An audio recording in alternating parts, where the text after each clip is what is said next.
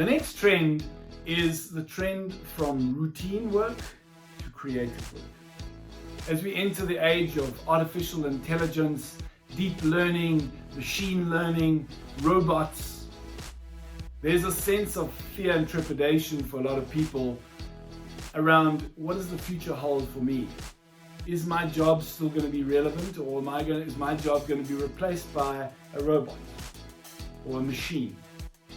Well, the simple answer is that what is likely to happen as this trend plays out is that any jobs that are routine, that can be replicated by machines and machine learning, will be replaced. What won't be replaced is our creativity as human beings. What won't be replaced is human-to-human interaction.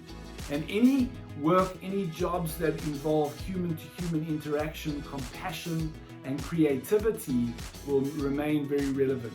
Because we as human beings bring something that no machine, I believe, no machine can ever bring. And that is this spiritual element that happens when two people interact.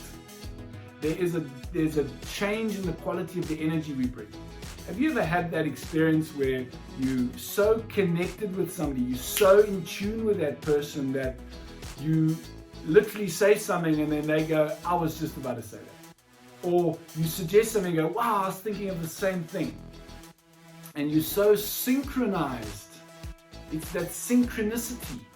It's that spiritual element that cannot be replicated by any machine learning or artificial intelligence.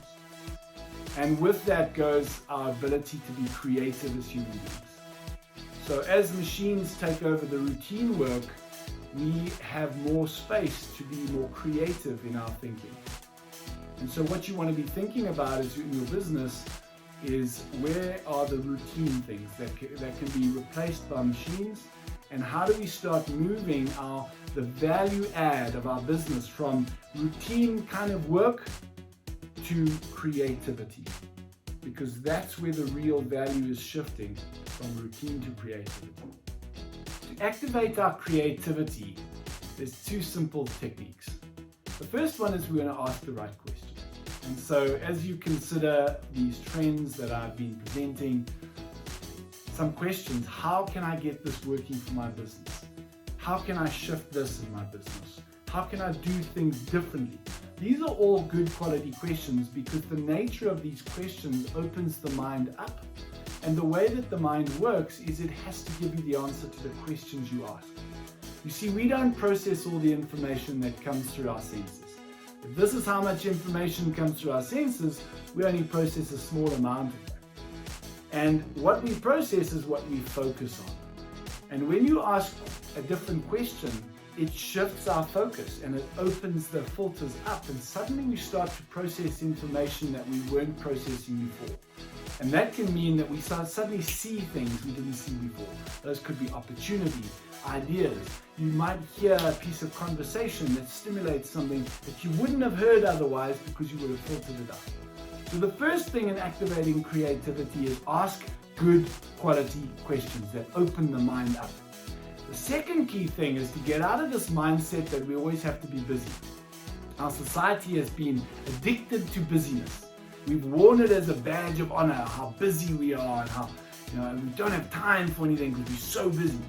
Well, we need to get out of that mindset because that's a sickness. We need to get into the mindset of we need to create empty space.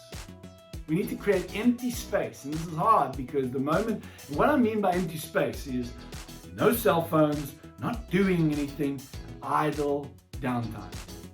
This is where boredom happens, and boredom is a vital ingredient to creativity.